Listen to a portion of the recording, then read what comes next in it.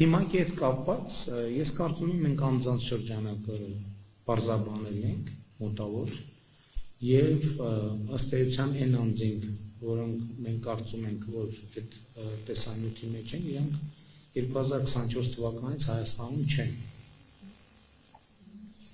Սա բայց օպերատիվ տեղեկություն է, որովհետեւ մենք ապացույց չունենք, մենք անմազգաններ ունենք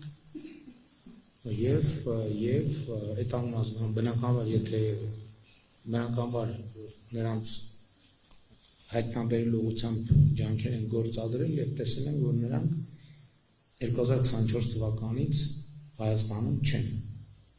Եվ ավելի նախկինում մեծ հավանականությամբ նրանք այլ գործերով մեր հետաքրքրության տիրույթ ունեն եղել։ Մասնավորապես հնարավոր է